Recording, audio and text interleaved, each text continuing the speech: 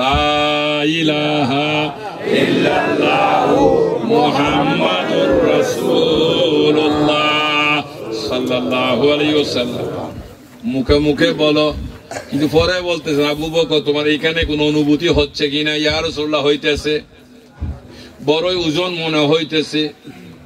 ইয়া রাসূলুল্লাহ মনে হচ্ছে এই জন্যই আমার জন্ম হয়েছে। একটু খেয়াল করুন, আজকে কথা বলছেন কিন্তু অন্তর অথচ বলতেছে এখানে অনুভব হচ্ছে। তাহলে সেটা কি ছিল? একজন ছেলে যদি বাবাকে ডাকতেছে বাবা, ও বাবা, শব্দ বাবার কানে শুনে সাথে সাথে ব্রেনে যায়, এইখান থেকে চিন্তা করে সাথে সাথে শব্দকে পাঠায় কোন জায়গার অন্তরে, ওখানে মাপ হয়ে গেল মধু আছে না বিষ আছে। সেই জায়গার একটা গান আছে তো জানেন তো, কি হই কি খাওয়াইছে, ঠিক আছে কেমন? তাহলে বোঝা যাচ্ছে মধু বলে কি খাওয়াই দেয়, বিষ খাওয়াই দেয়। এবার শুনুন, দেখুন ছেলে ডাকার সাথে সাথে বাবা শ্রবণ করেছেন কানে, শব্দটা চলে গেল ব্রেনে, ওখান থেকে ট্রান্সফার করেছেন অন্তরে, ধ্যান দেন যখন তখন ঠিক ওখানে ফাইসালা হয়ে গেল শব্দের মধ্যে কি প্রেম আছে, মধু আছে না বিষ। উত্তর দিলেন বাবা কি কি বাবা কি চাই। ঠিক আরেকটা বাজে বাবা, ও বাবা তোমার রান্নাটা কি। এই শব্দ বাবা শুনে ব্রেনে গেলেন, ব্রেনে গেলে পাঠাইলেন, দেখলেন যে এখানে কি নাই, মধু নাই, কি আছে। বাবা উত্তর দিলেন শালার ভূত কেমনে করে রাখে। রাইট কথা বলেন না? তাহলে যেমন প্রশ্ন তেমন উত্তর। এবার একটু চিন্তা কর, একটা ছেলে যদি শব্দ দিয়ে বাবাকে মধু দিতে পারে, একটা ছেলে যদি শব্দ দিয়ে বাবাকে বিষ দিতে পারে, তাহলে রাসূল কি কলমা শব্দ দিয়ে ঈমান ঢুকে দিতে পারে না? দিয়েছেন ঢুকায়। এই ঈমানটা পেয়েই আজকে ওনার জীবনের মধ্যে পরিবর্তন চলে আসতেছে। ওয়ালা তামুতুন্না, এবং তোমরা মৃত্যুবরণ করবে না, ইল্লা ওয়া আনতুম মুসলিমুন, মুসলমান হওয়া ছাড়া তোমরা মৃত্যুবরণ করিও না। কথাগুলো একটু গভীর দিয়ে চিন্তা করবেন।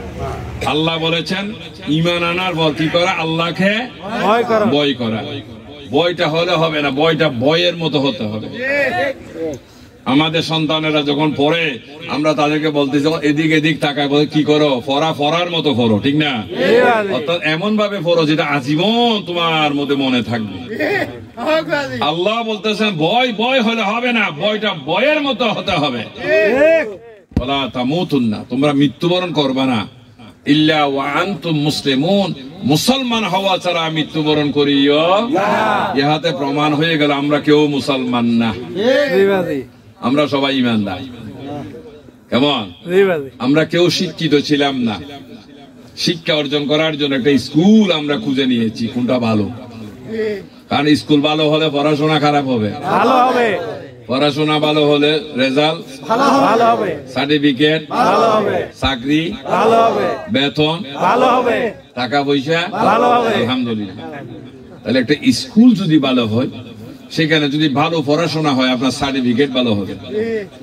এই ভালো একটা সার্টিফিকেট নিয়ে আপনার একটা ভালো চাকরি পাবেন। ভালো চাকরি পাইলে আপনার একটা ভালো বেতন পাবেন। ভালো বেতন পাইলে আপনি একটা ভালো কিছু করতে পারবেন, একটা বিল্ডিং তৈরি করতে পারবেন। এই জন্য আমাদের শুরু ভালো, যার সব ভালো তার, ঠিক না? কাজেই আজকে আমাদের জীবনে কেন আমরা ইসলাম ধর্ম গ্রহণ করলাম? পাশাপাশি কি হিন্দু ছিল না? হিন্দু ধর্ম নাই, এটাকে সনাতন ধর্ম বলে। হিন্দু কোন ধর্ম নাই, এটা হলো সনাতন। কেমন? গ্রহণ করলে হিন্দু হয়, মুসলমান কোন ধর্ম না, ধর্ম হলো ইসলাম। গ্রহণ করলে আমল করলে মুসলমান হয়। এই জন্য আজকে আমাদের জীবনে আমরা শিক্ষা অর্জন করার জন্য, আমরা শিক্ষিত হওয়ার জন্য একটা স্কুলে যখন অ্যাডমিশন নিয়েছি, তখন আমাদের পরিচয় শিক্ষিত নয়, ছাত্র। এবার আমাদের কাজ কি? ভালো পড়াশোনা করা।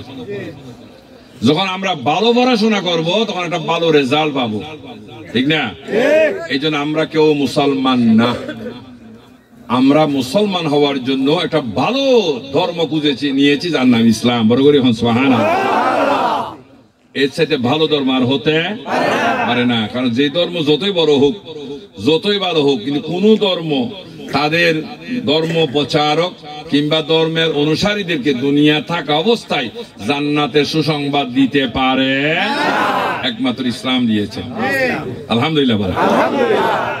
শুধু 10 জনকে জান্নাত নয়, বদরের যুদ্ধের মধ্যে 313 জন সাহাবা অংশগ্রহণ করেছেন। আল্লাহ তাআলা বলতেছেন খুশি হয়ে, যেহেতু তারা রোজা রেখে, আজকে আমরা রোজা ভাঙার অনেক কৌশল অবলম্বন করি, আমরা রিক্সা চালাই, আমরা দিন মজুরি কাজ করি, এই জন্য রোজা রাখতে পারি না। না, এটা হলো ভুল, ইমান দুর্বলতার বিষয়। কিন্তু যারা যুদ্ধের মধ্যে মানুষের দৌড়াদৌড়ি, হত্যা, এর মধ্যে রোজা রাখে, যুদ্ধ করাতে আল্লাহ পাক ওনাদের উপর এত খুশি হয়েছিলেন যে খুশির কারণ আল্লাহ বলে, হাবিব যারা বদরের যুদ্ধে অংশগ্রহণ করেছে আমি আল্লাহ সবাইকে ক্ষমা করে দিয়েছি। ক্ষমা মানে এদেরকে জাহান্নামে দেওয়া হবে, কোথায় যাবে? আলহামদুলিল্লাহ। এরপর আর বাকি যারা কিয়ামত পর্যন্ত দুনিয়াতে আসতেছি, ইসলাম গ্রহণ করতেছি, আল্লাহ তাআলার হুকুম আহকাম মানতেছি, আমাদের জন্য কি কোনো ব্যবস্থা নাই? আছে। সেটা কি? আল্লাহ বলতেছেন বিসমিল্লাহির রহমানির রহিম, আলা ইন্না আউলিয়া আল্লাহি লা খাউফুন আলাইহিম ওয়া লা হুম ইয়াহজানুন আল্লাযিনা আমানু ওয়া কানু ইয়াত্তাকুন লাহুমুল বুশরা ফিল হায়াতিদ দুনিয়া ওয়া ফিল আখিরা লা তাবদীলা লিকালিমাতিল্লাহ। সুবহানাল্লাহ। আল্লাহ ঘোষণা দিলেন কিয়ামত পর্যন্ত যারা ঈমান আনবে, ইসলামী অনুশাসন মেনে চলবে, যারা এইভাবে আল্লাহর সাথে যাদের সম্পর্ক হবে, আল্লাহ বলে তারা কি হবে? আল্লাহর বন্ধু হয়ে যাবে। সুবহানাল্লাহ। এই জন্য কোরআন বলতেছেন আলা সাবধান, ইন্না আউলিয়া আল্লাহ, নিশ্চয় যারা আল্লাহর বন্ধু হবেন, আল্লাহ তাদের উদ্দেশ্যে বলেন লা খাউফুন আলাইহিম ওয়া লা হুম ইয়াহজানুন, তাদের কোনো ভয় নাই, কোনো চিন্তা নাই। সুবহানাল্লাহ। তাহলে এখানে জান্নাতের সংবাদ শুধু 10 জনকে নয়, সাহাবাদেরকে নয়, কিয়ামত পর্যন্ত যারা ঈমান এনে আমলের মধ্য দিয়ে আল্লাহর সাথে একটা সুসম্পর্ক করবে, বন্ধুত্ব স্থাপন করবে, আল্লাহ তাদের জন্য সুসংবাদ জান্নাতে দিলেন কি দিলেন না? দিয়েছেন।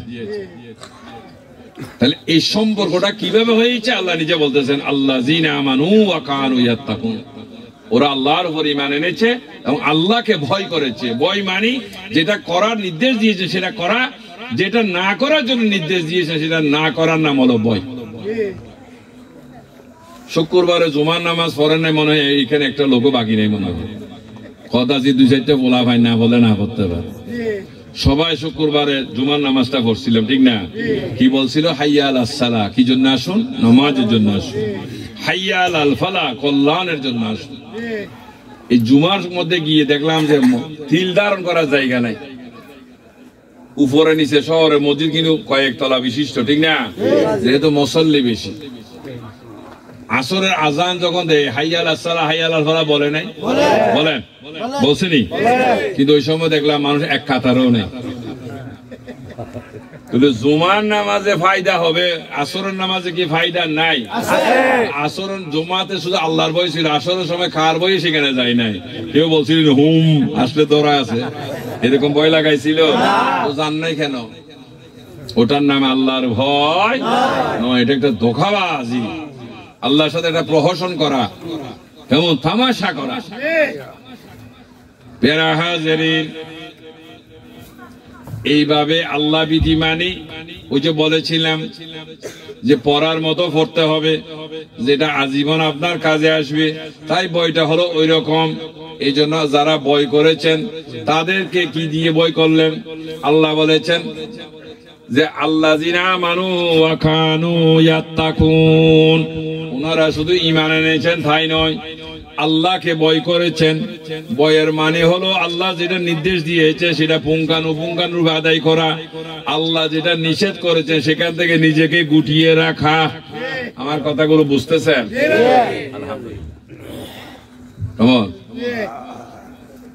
তখন সম্পর্ক তৈরি হলো। এই দেশে কি পাউরুটি পাওয়া যায় চিনেন? তোমরা বলিও না, এই এলাকার মধ্যে পাউরুটি বলে তো, পাউরুটিতে বলে। আরে নান রুটি না, পাউরুটি, ব্রেড, ব্রেড ইংরেজিতে যাকে ব্রেড বলে, পাওয়া যায়। এই পাউরুটির মেয়াদ কিন্তু যিনি তৈরি করলেন মেয়াদ দিলেন মাত্র 3 দিন। কয়দিন? 4 দিনের পর এটা আর খাইতে পারবে না, নষ্ট হয়ে গেছে। একটা ঔষধ যেটা আমাদের রোগের জন্য শেফা, এই ঔষধের মেয়াদ হলো 3 বছর কিংবা 2 বছর। প্রত্যেকটা কিছু কোম্পানি তৈরি করার সাথে সাথে একটা এক্সপায়ার ডেট দিয়ে দেয়, এতদিন পর্যন্ত ব্যবহার করা যাবে। সাবান বলেন, শ্যাম্পু বলেন, যাই কিছু তৈরি করেছে। তাহলে একটা মানুষ জিনিস তৈরি করে একটা মেয়াদ এতদিনের, আল্লাহ যে মানুষের সাথে বন্ধুত্ব স্থাপন করলেন, বন্ধু বানাইলেন, তাদের মেয়াদ কতদিনের? সুবহানাল্লাহ। কতদিন পর্যন্ত তাদের সম্পর্ক আল্লাহর সাথে, বান্দার সাথে? আল্লাহ বলেছে লাহুমুল বুশরা ফিল হায়াতিদ দুনিয়া ওয়া ফিল আখিরাহ। সুবহানাল্লাহ। আল্লাহ বলছে যাদের সাথে আমি আল্লাহ সম্পর্ক হয়েছে, এই বন্ধন দুনিয়া তো আখিরাত লা তাবদীলা লিকালিমাতিল্লাহ। আল্লাহ বলতেছেন এই বিষয়ে আমি যা বলেছি সেটার কোনো রদ বদল হবে না। এই জন্য বেগম খালেদা জিয়া বাংলাদেশের এই চেয়ারে ছিলেন কিনা, এখন আছে কিনা? ওই চেয়ার কি প্রধানমন্ত্রী চেয়ার না? এই এখন কি খালেদা জিয়াকে প্রধানমন্ত্রী বলে না সাবেক প্রধানমন্ত্রী? আচ্ছা, এই যে এই দেশের একজন কৃতি সন্তান হলো জিল্লুর রহমান, ঠিক না বেটি? উনি প্রেসিডেন্ট ছিলেন কিনা, এখন আসেনি? নাই, মারা যাকাত, কিন্তু এখন উনি কি প্রেসিডেন্ট আছে নাকি সাবেক? সাবেক প্রেসিডেন্ট। বর্তমান প্রেসিডেন্ট হলেন আব্দুল হামিদ, ঠিক না বেটি? তাহলে প্রেসিডেন্টও সাবেক হলেন, প্রধানমন্ত্রীও। এই দেশে নির্বাচন হয়েছে কিনা? যিনি আগে চেয়ারম্যান উনি কি আবার হয়েছেন, আরেকজন হয়েছেন? তবে যিনি আগে নির্বাচন চেয়ারম্যান ছিলেন ওনাকে কি এখন চেয়ারম্যান বলবে না সাবেক চেয়ারম্যান বলবে? সাবেক মানি ছিলেন, তবে তার পাওয়ার এখন ঠিক একজন মানুষের বানানো প্রেসিডেন্ট, প্রধানমন্ত্রী, চেয়ারম্যান, মেম্বার সাবেক হয়ে যাবে। আল্লাহ বলতেছেন আমার আউলিয়ারা সাবেক হবে না। সুবহানাল্লাহ। আমার বন্ধু যারা তারা কখনো সাবেক হবে। এই জন্য পিরানা পীর গাউসে পাক আব্দুল কাদের জিলানী নাম আপনারা শুনছেন, উনাকে কি সাবেক আউলিয়া বলা হয়? খাজা গরিবে নামাজকে সাবেক আউলিয়া বলা হয়? শাহজালাল ইয়েমেনে আজকে কয়শো বছর আগে দুনিয়া থেকে বিদায় নিলেন, ওনাকে কি কেউ সাবেক আউলিয়া বলে? কথাটা কিন্তু নতুন, এই দেশের জন্য কথাটা নতুন, কিন্তু কথা ঠিক না বেটি? এবার নিজেরাই চিন্তা করে দেখুন, আমরা যাদের জন্য আজকে লাফাইয়া কুদাইয়া কত ফোলা মারছে রে বাবু এই নির্বাচনে, 500-1000 পাইছে আর লাফাইতে যাইয়া শেষ হয়ে মারাও গেছে। ঠিক না থাকবে কি থাকবে? আমি কি বেড়া মঙ্গল গ্রহ থেকে আসছি না, আমি বাংলাদেশের ফোলা না? দেখতেছি না দেশের অবস্থা। আজকে ওয়াদা করছে আপনাকে ভোট দেবো, রাতের বেলায় যখন কেমন একজন কলা মার্কায় দাঁড়াইলেন, ভোটটা আমাকে দিয়ে, না আপনাকে না দিয়ে কাউকে দিতাম না। শপথ করছি, রাতের বেলায় যখন ঠিল্লা ছিলেন নি, চিন্তা না কলসি, আমাদের চিটাগার ভাষায় হয় ঠিল্লা, যখন কলসি মার্কা আইছে ভোটটা আমাকে দিয়ে 500 টাকা দেওয়ার সাথে সাথে উল্টে গেলেন আপনি। এটার নাম কি ইমান? এটা হলো বেঈমান। ইমানদার জান চলে যাবে কিন্তু কথার রদ বদল হবে না। এইভাবে আজকে যাদেরকে কষ্ট করে আমরা নির্বাচিত করলাম, বিনিময়ে 500-1000 টাকা দিলেন, নির্বাচিত হওয়ার পর হয় মিষ্টি খাওয়াইলেন নাইলে বিরিয়ানি খাওয়াইলেন, ঠিক না বেটি? কিন্তু এক সময় উনি কি হয়ে যাবে? সাবেক হয়ে যাবে। দেখুন আমার মতো আপনার মতো মানুষগুলো ঈমান আনার পর আল্লাহ যা নির্দেশ দিয়েছে সেভাবে মানতে গিয়ে আল্লাহর সাথে সুসম্পর্ক হওয়ার কারণে আল্লাহ বলতে তারা জীবনে কখনো সাবেক হবে। যিনি চেয়ারম্যান উনি সিগনেচার করার অধিকার আছে কিনা? আছে। এই জন্য আল্লাহ বলতেছেন ইন্না রাহমাতুল্লাহি করিবুম মিনাল মুহসিনিন, নিশ্চয় আমার রহমত আমার মুহসিন তথা আউলিয়া ইকরামের কাছে আছে। সুবহানাল্লাহ। এই জন্য আমরা যদি মাজারে যাই শিরিক করতে যাই না, যেটা আল্লাহ বলেছেন এখানে আল্লাহর রহমত আছে। যদি মাজারে যাইয়া চাওয়াটা শিরিক হয়, আপনি দোকানে যাইয়া ফানও চাইতে পারবেন, এটাও শিরিক হইবে। কেমন? কারণ ফানটা তো আরেকজনের কাছে, আল্লাহর কাছে আল্লাহ কি ফান দিব, চাউল দিব, ভাত দিব? আজকে যারা আসছে মাহফিলে বিরিয়ানি কি আল্লাহ খাওয়াইবো? আল্লাহ খাওয়াবে, তবে আল্লাহ ডাইরেক্ট খাওয়াবে না। এই যে দরবারে যাবে মানুষগুলোর মধ্য দিয়ে খাওয়াবে, ঠিক না বেটি? আল্লাহ বলছে এইভাবে যদি বিরিয়ানিটা যদি একজনের মাধ্যমে খাও, আমার রহমতও আমি দিয়ে রাখছি, তুমি আরেকজনের মাধ্যমে নাও। সুবহানাল্লাহ। ভুল আছে? আমাদেরকে ভুল বোঝানো হচ্ছে। কেমন? যেহেতু ইহুদি নসরারা আপ্রাণ চেষ্টা করেছেন, যেদিন আমার রাসূল ঘোষণা দিয়েছেন, কারণ তারা বহু খোদাতে বিশ্বাসী। নাউজুবিল্লাহ। খাবার করে কয়টা মূর্তি রাখছিলেন? 360টা। কি চিন্তা করে? হয় এটা ফুল দিবে, এটা বাদ দিবে, এটা আপেল দিবে, এটা কমলা দিবে, এইভাবে দিতে দিতে 360 ঢুকাইছেন। আমার রসুল গিয়ে লাঠি দিয়ে একটা ঘাড়ে লাগাই দিলেন, ঠান ভেঙে চুরমার। তোর বাদ দিবে হবে, সে নিজেরও তো নিজে সেভ করতে পারে। যখন আমার রসুল ঘোষণা দিলেন লা ইলাহা ইল্লাল্লাহু মুহাম্মাদুর রাসূলুল্লাহ সাল্লাল্লাহু আলাইহি ওয়াসাল্লাম, হে দুনিয়ার মানুষ, তোমরা যাদেরকে উপাস্য মনে করতেছো, রব মনে করতেছো, তারা একজনও রব নয়। রব হলেন ইল্লাল্লাহ, একমাত্র আল্লাহ। আর আমি মুহাম্মদ রসুল হিসাবে তোমাদের কাছে এই সওদা, এই সংবাদ নিয়ে এসেছি। সমগ্র আরব রসুলের বিরুদ্ধে চলে গেলেন, কি জন্য? যেহেতু আসল কথা বলাতে এমন বাদ গরম হইলে কি বেজার, আমরা এই দেশে বিলাই হয়, আমরা ভাই যা যা হাত পঙ্গু তারা বেজার বেশি। হ্যাঁ, তারপরে বাঁশের হাক্কা আছে নি, এখানে হাক্কা হয়নি কি হলো? বাঁশের হাক্কা, এমন হাক্কা দেখলে কে বেজার, যার সমস্যা এমন পঙ্গু বেজার। তো যখন আমার রসুল সত্য বলে দিলেন, সবাই বেজার হয়ে গেলেন। কি বললাম মুহাম্মদ, আমরা জানি খোদা অনেক, তুমি বলো লা ইলাহা ইল্লাল্লাহ, নাই কোন উপাস্য আল্লাহ ছাড়া, একমাত্র আল্লাহ। কি কথা কি জন্য বলতে গেলা, লেগে গেলেন ওনার বিরুদ্ধে। এই যে একটা ষড়যন্ত্র বীজ কাফেররা বহন করলেন, এটা কি শেষ হয়ে গেছে? কিয়ামত পর্যন্ত থাকবে। যতক্ষণ পৃথিবীর জমিনে লা ইলাহা ইল্লাল্লাহ থাকবে, এতক্ষণ লা ইলাহা ইল্লাল্লাহর বিরুদ্ধে বাজনও থাকবে। আমরা বিচলিত হলে হবে? ভয় পাওয়ার কিছু নাই, কারণ সূর্যের উদয় দেখলে পেঁচা মুখ বার করবে। বুঝলেন? আমার কথাটা বুঝাইতে পারলাম না? পেঁচার জন্য কি দিন ভালো না রাত ভালো? পেঁচা, পেঁচা চিনেন তো? পেঁচা যখন দেখবেন সূর্যের উদয় হয়, তখন দেখবেন এমন করে বসে আছে। দিনের বেলা পেঁচা দেখলে ভয় লাগে, সে আপনাকে ভয় দেখাচ্ছে না, তার রাগ হলো সূর্যের প্রতি। কেন সূর্য উদয় হলো?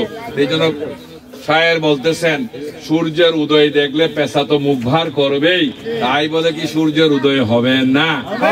ইসলামের এই অবস্থা দেখলে তো অমুসলিমরা, কাফেররা তো বিরোধিতা করবেই, তাই বলে ইসলামের এই আলো কি জ্বলবে না?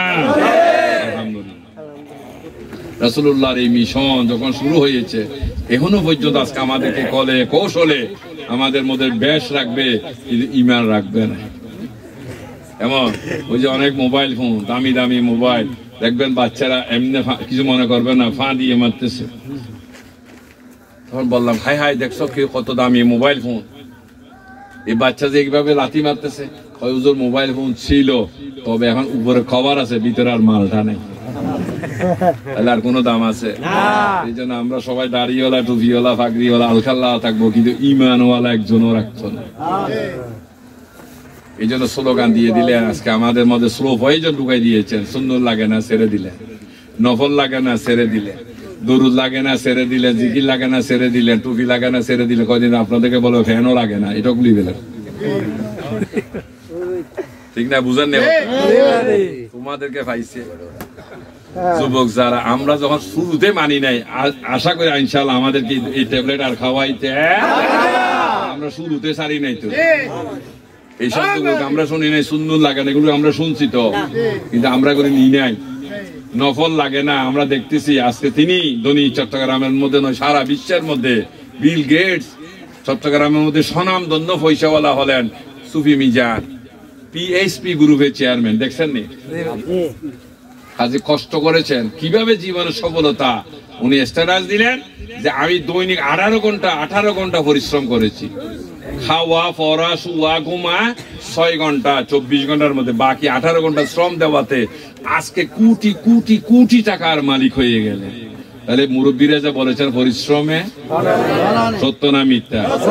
একটা মানুষ পরিশ্রম করে যদি ধনী হয়, কোন মানুষটা আল্লাহর ওলি হবে? যিনি নামাজ চুরি করে, যিনি জিকির করে না, যিনি আল্লাহর ইচ্ছা মতো চলে না। তুমি কিভাবে ওলি হবা? এই জন্য তুমি অলিবাদ কি বুঝবা? তুমি তো চোর, কথা ঠিক না বেটি? হ্যাঁ, তুমি তো চোর, তো চোর কিভাবে সাধু হয়? কেমন? এই জন্য আজকে দেখুন মুরব্বীরা, আমাদের ইমাম আবু হানিফা রাহমাতুল্লাহ আলাই, ইমাম আজম আবু হানিফা রাহমাতুল্লাহ আলাই এশারের ওযু করেছেন নামাজ পড়ার জন্য, এই ওযু দিয়ে ফজর নামাজ পড়েছেন। সুবহানাল্লাহ। সারা রাত কি করেছেন? ঘুমাইছিলেন? গান গাইছেন? আর বর্তমান মোবাইল চালাইছেন? হ্যাঁ, একটারও ঘুম আছে নিরাত্রে? একটারও ঘুম আছে? ঘুমাই না, সারা রাত মোবাইল খেলে দিনের 12-1 বাজে ঘুম থেকে উঠে। তোমাদের পরিবার থেকে অভাব কিভাবে যাবে?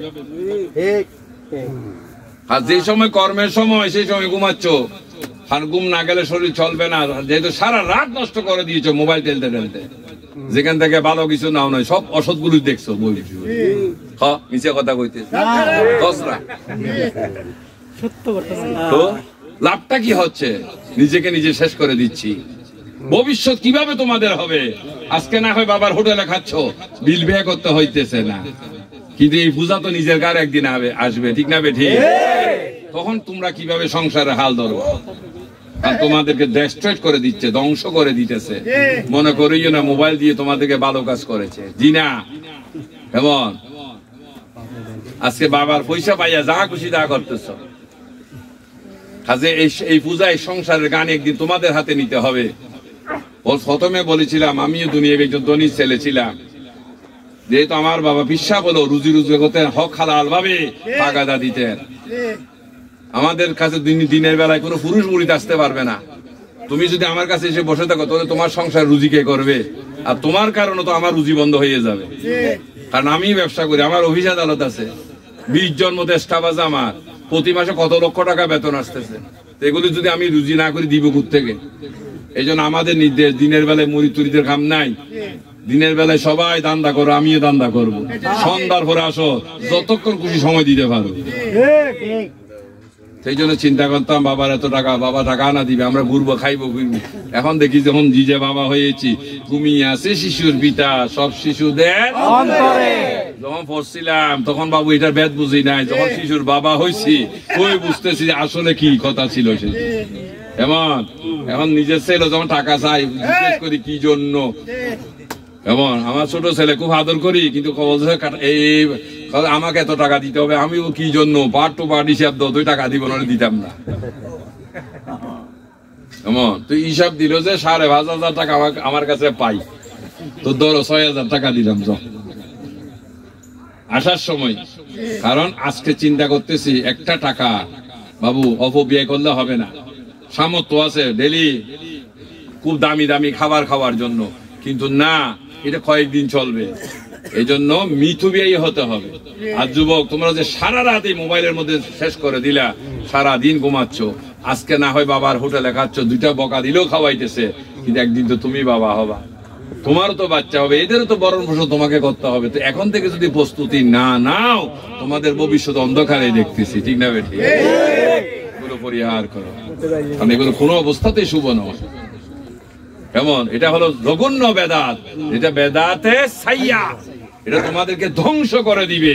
যেই বেদাত আল্লাহ পর্যন্ত পৌঁছায়, এটার বিরোধিতা হচ্ছে, কিন্তু যেই বেদাত ঈমান নষ্ট করে দিচ্ছে, এই বেদাতের কোনো বিরোধিতা নাই। এটা হলে বেদাত, এটা হলে বেদাত। বেদাত তো বেদাত মানে নতুনত্ব, তো বেদাত মানে নতুন। এই যে বললাম সুমন খাও, এটা বেদাত। এটা কিন্তু আবু বকর সিদ্দিক খেয়েছে রসুলের সামনে। রসুল জানতে চেয়েছে কি জন্য, বলছে এই কারণে আমি খাচ্ছি। ঠিক আছে, তুমি তোমার পরে যদি কেউ করে, তার জন্য কিয়ামতের ময়দানে সুপারিশ করা আমি রসুলের জন্য ওয়াজিব হয়ে গেল। সুবহানাল্লাহ। এমন তাহলে এটা দ্বারা রসুলের সাথে মহাব্বত হবে, সম্পর্ক। আল্লাহ বলে যে নবীকে ভালোবাসতে, যারা আল্লাহকে ভালোবাসতে চায় ওরা যেন আগে রাসূলকে ভালোবাসে। এই দেশে বিয়ে শাদীর মধ্যে একটা কাগজ টাগজ হয় কিনা, দুই পক্ষের মধ্যে স্বর্ণ অলঙ্কার কি দিবে, মোহরানা কত দিবে, হয় না? এটাকে কি বলে এখানে? কামিন না। এই যে বিয়ের আগে, আগদের আগে কামিন হয়, যেটা রেজিস্ট্রি হয়, ফর্দ বুঝেননি? পানসিনি আর কি, পানসিনির মধ্যে একটা কাগজ টাগজ লেখে না, অঙ্গীকার নামা, গুড। এখানে তো লেখা ছিলেন নি আপনার মেয়ে বিয়ে দেওয়ার সময়? লেখা ছিল জামাইরে দুরুস খাওয়াইতে হবে, ওই যে আস্থা মুরো, যেদিন নতুন জামাই আসলেন কেন দিয়েছিলেন? গুড, সম্মান। তাহলে এটা কিন্তু কাগজে লেখা নাই, কিন্তু আমরা দিচ্ছি সম্মানে। এখানে মুরগির ফিস দেওয়া হয় নাই, মুরগির ফিস দেয় নাই, এরপর একটা আস্থামূলক কেন দিলেন? সম্মান। এই জন্য আল্লাহ বলেছে রসুলকে ভালোবাসার জন্য, তবে কন্ডিশন দেয় না যে এরকম ভালোবাসতে হবে, ঠিক না বেঠিক? এই জন্য আমরাও যদি মহাব্বত করে জামাইকে যদি একটা আস্থামূলক দেয়, সেটা যদি সম্মান হয়, তাই আমরাও রসুলকে মহাব্বত করে চুমা দিলাম, এটা হলো সম্মান। কোন অসুবিধা আছে? কোন অসুবিধা নেই, রসুলের প্রতি ভালোবাসা, মহাব্বত। যাক পিয়ারা হাজে, আসল কথায় ফিরে আসি, এখন রাত চলে যাচ্ছে। আল্লাহ বলেছেন ইমানদার আল্লাহকে কি করো? ভয় করো। ভয় করো। কে ভয় করবে যে আল্লাহকে? ইমানদার। ইমানদার। জমিদার বুঝেন আপনারা কাকে বলে? যার কাছে জমি আছে। এখন আমি সিটাক থেকে আসি বলে যে এইগুলি সব আমার জমি, লাঠি কি একটু মাটিতে পড়বে? লাঠি সব তো আমার মতো ফিসা করে ফাটাইয়া ওই যা বেটা যেখান থেকে আসে এখানে যা। তাইলে কিন্তু জমিদার দাবি করতে গেলে একটা ডকুমেন্ট লাগবে কি না? এটা কি এমনি কাগজ না সরকারি স্ট্যাম্প? কথাগুলো দরকারি। আর আমি দুনিয়া দিয়ে আখেরাত বুঝাচ্ছি। আপনি জমিদার, আপনি শুধু জমি দাবি করলে হবে না, যথার্থ প্রমাণ থাকতে হবে, ডকুমেন্ট। তাহলে যিনি ইমানদার তারও একটা ডকুমেন্ট থাকতে হবে। সুবহানাল্লাহ। জমিদার মুখে শব্দ, কিন্তু বাস্তবে যদি একটা কাগজ থাকতে হয়, আর কাগজটা হবে সরকারি আইন মোতাবেক। পেয়ারা হাজেরিন, একটা জমি দরদার করার পর, এমন দরদার সাব্যস্ত করার পর টাকা দিলেন, এটা কি রেজিস্ট্রি হয় না? কে করে? চেয়ারম্যানে কাগজ লেখে? এলাকার এমপি সাহেব লেখেন? মেম্বার কখনো কাগজ লিখেছেন? কারা লিখে? তাদেরকে কি বলে?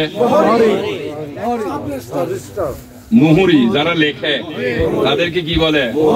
মুন্সিও বলে। আমাদের চিটাঙ্গে মুন্সি বলে, মুহুরি বলে, ভেন্ডার বলে, দলিল লিখক বলে। প্যারা হাজারিন, কথাটা একটু মহাব্বত করে শুনুন। একটা জমিদার, সেই জন্য একটা ডকুমেন্ট যদি সাবমিট করতে হয়, ইমানদারের জন্য কিন্তু একটা ডকুমেন্টের আল্লাহ ব্যবস্থা করে রেখেছেন। এই যে লা ইলাহা ইল্লাল্লাহু মুহাম্মাদুর রাসূলুল্লাহ বললে ইমানদার হওয়া যাবে না। প্রমাণ কি? যারা স্বাধীনতা যুদ্ধ দেখেছেন, অহরহর পাকিস্তানির এখানে সাধারণ নির্বিচারে সাধারণ মানুষ হত্যা করেছিল, ঠিক না? যুদ্ধের কোন আইনে নাই সাধারণ পাবলিক মারা। সৈন্য যুদ্ধ করে যে যাকে শেষ করে দেয়, জয় করতে পারে। কিন্তু এইভাবে যে সাধারণ মানুষ মারা, এইটাই পাকিস্তানিরা বর্বরতারই আচরণ দেখিয়েছিলেন। ওখানে বলেছিলেন বাংলা মুলুক সে কোই মুসলমান নেই হে, সবকো মালাউন জো ভি মিলা উসকো মার ডালা। কি বললেন? বাংলাদেশে কোনো মুসলমান নাই, সবাই হিন্দু, যাকে পাও তাকে হত্যা করো। এই মন্ত্র ওখান থেকে নিয়ে এসে নির্বিচারে যখন মানুষ মেরে ফেলতেছেন, মানুষ আত্মগোপন করলেন, ব্যাংকার করে মাটির মধ্যে ঢুকে গেলেন। যান বাঁচানো মানুষের জন্য জরুরি হয়ে গেল। পরক্ষণে আমাদের পশ্চিম পাশে কিন্তু বঙ্গোপসাগর, এই সাগরে একটা জাহাজ এসে ভিড়ল, যার কেন সৈন্য ছিল পাকিস্তানের, তারা ছিল পাকিস্তান একটা প্রদেশ, বেলুচিস্তান। ওখান থেকে আসার সময় তাদেরকে বলেছিলেন এইভাবে এই মন্ত্র, বাংলাদেশে কোনো মুসলমান নাই, যাকে পাও তাকে মেরে ফেলো, হত্যা করো। বাংলা কা কোই আদমি কা জরুরত নেই, বাংলা কা মাটি চাই, সির্ফ মাটি চাই। এই দেশের শুধু মাটির দরকার, কোনো মানুষের দরকার নাই। তারা যখন নামলেন, দেখতেছেন মানুষের মাথায় টুপি আছে, দাঁড়িয়ে আছে। তখন তারা থমকিয়ে গেলেন, তারা সবাই মারতেছেন না। জিজ্ঞেস করলো আপ মুসলমান হ্যাঁ? हाँ मुसलमान है। तो कलमा भी बताओ। पढ़ दिलें ला इलाहा इल्लल्लाहु मुहम्मदुर रसूलुल्लाह सल्लल्लाहु अलैहि वसल्लम। बहुत ज्यादा है, बहुत अच्छा है, आप मुसलमान, मेरा भाई है। अच्छा, দেখলেন মসজিদে যাচ্ছে মানুষ, নামাজ পড়তেছে। তখন ওই কমান্ডার তার সৈন্যকে বলে, দেখো আমাদেরকে বলা হয়েছে হিন্দু মারতে, মুসলমান মারতে বলা হয় নাই। কেমন? তাই বলে সব মুসলমানের দাড়ি থাকবে, টুপি থাকবে এমনটি নয়। এই জন্য তোমরা জিজ্ঞেস করবা যাকে পাও, সে যদি কলমা পড়তে পারে তাহলে সে মুসলমান। যখন কলমা পড়ে মুসলমানরা বাঁচতেছে, হিন্দুরা দেখতেছেন আমাদের আর কোনো গতি নাই, যদি বাঁচতে হয় তাহলে এই কলমা পড়তে হবে। তখন তারা কি করলেন, জামা পাঞ্জাবি হাত কেটে এদিকে আর এদিকে সিলে দিলেন, এই সিলেটা খুলে দিয়ে মাথায় দিলেন, এটা কি টুপি। কলমা তো এটা সহজ পরে দিলে লা, তো জিজ্ঞেস করলো তুমি কোন হো? মাই মুসলমান হো। তো কলমা ভি বাতাও, লা ইলাহা ইল্লাল্লাহ মুহাম্মাদুর রাসূলুল্লাহ, আসলে হিন্দু। এইবার যখন একজন বেঁচে গেল, সবাইকে প্রচার করে দিলেন যদি বাঁচতে চাও এই মিয়াদের এই কলমা পড়তে হবে।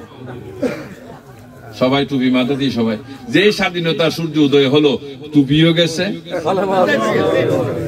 কলমাও গেছে। তাহলে আজকে আমি আপনি সেই কলমা পরে বসে আছি। এই যে উনি একজন দুনিয়াবী একজন ডাক্তার, কিন্তু আল্লাহ পাক এত বেশি দয়া করেছেন যেই কারণে আজকে তরিকতের গ্রহণ করার মধ্য দিয়ে, আর তরিকত নিয়ে আমরা গর্বিত, তরিকত নিয়ে আমরা অহংকার করি, যেহেতু তরিকত আমাদের অনেক অজানাকে জানিয়ে দিয়েছে, অনেক অবুঝাকে বুঝিয়ে দিয়েছে, আলহামদুলিল্লাহ অনেক অদেখাকে দেখিয়েও দিয়েছে। এই যে আমরা সংকুচিত নয়, তরিকতের উপর যখন সমালোচনা করি, শিরিক বলে বেদাত বলে, আমরা তো দুঃখ পাই না, আমরা তাদের জন্য আফসোস করি, কারণ আমরা মজাটা পেয়ে গেছি। যারা তরিকতের বিদ্বেষ করে, বিরোধিতা করে, আমরা তাদের জন্য আফসোস করি, বুঝলি না রে মন কি মজা যে রহিয়াছে এই দন, ঠিক না বেটি? এখানে যে কি মজা আছে বুঝো নাই।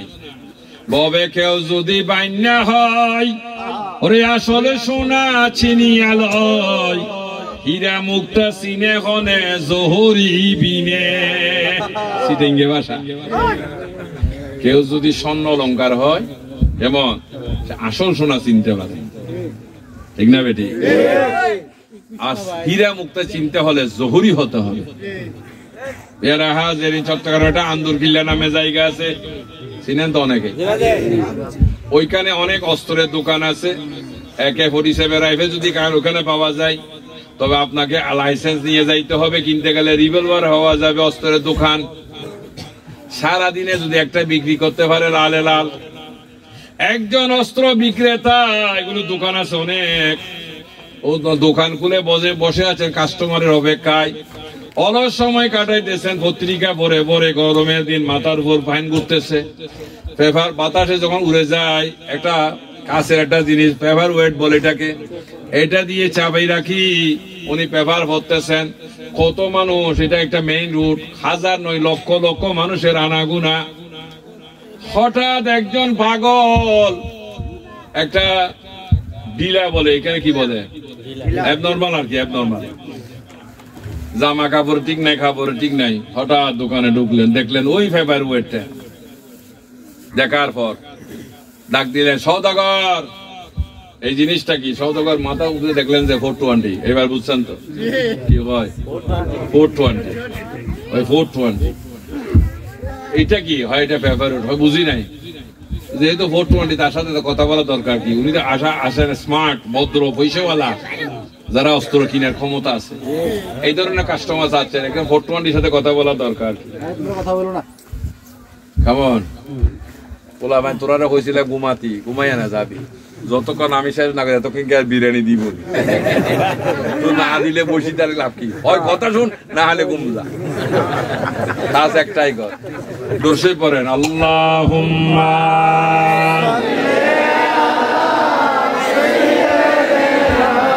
মাওলানা মুহাম্মদ ওয়া আলা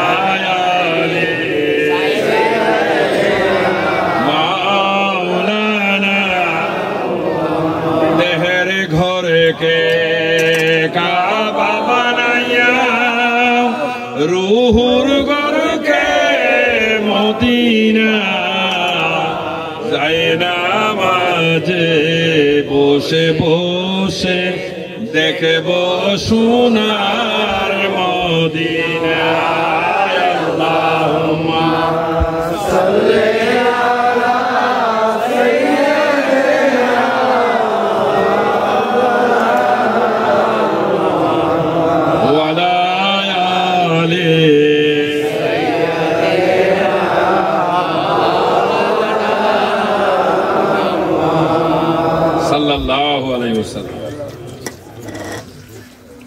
তো দেখলেন যে সাধারণ একজন মানুষ পাগল প্রকৃতি, তার সাথে তো কথা বলা দরকার। কি বলো যে এটা পেপার ওয়েট, তো বুঝি নাই।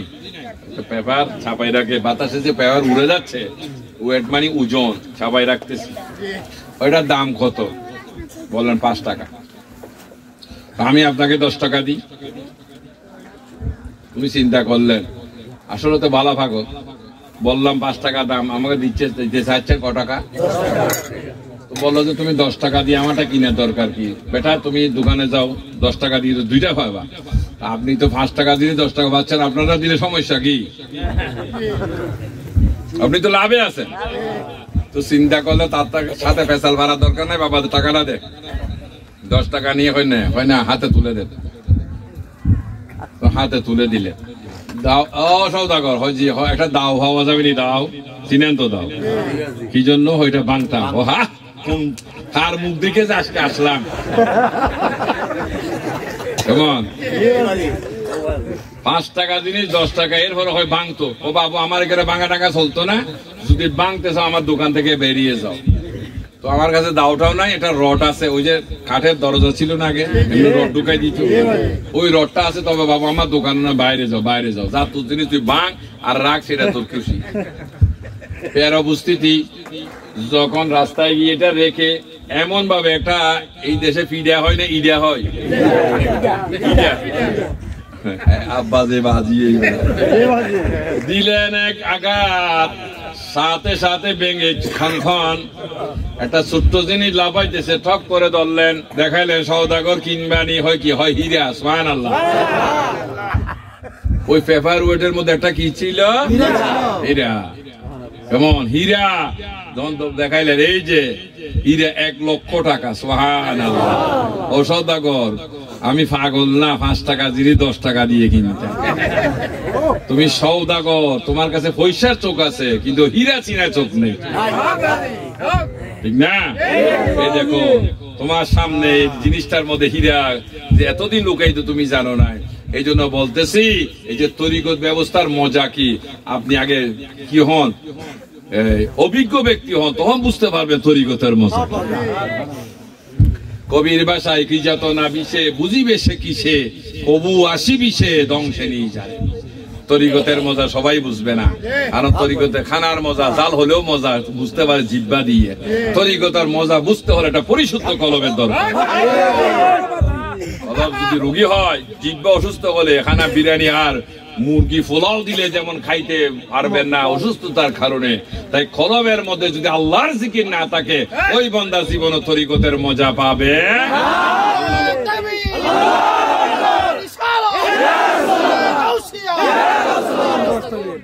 যাক পেয়ারা হাজিরিন, যেহেতু রাত হয়ে যাচ্ছে, ঠান্ডাও পড়তেছে, তো আল্লাহর মহিমা আজকে মনে হয় শীতটা একটু কম মনে হয়, এটা আল্লাহর রহমত।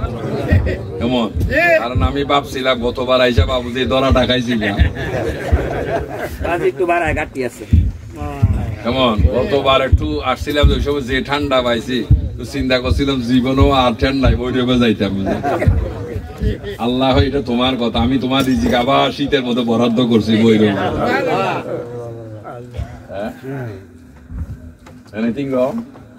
কি সমস্যা রে বাবু?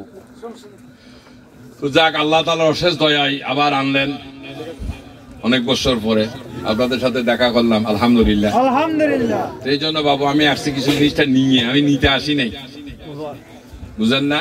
আমার একটা মাদ্রাসা আছে, আজকে প্রায় 12 বছর আমার মাদ্রাসার বয়স।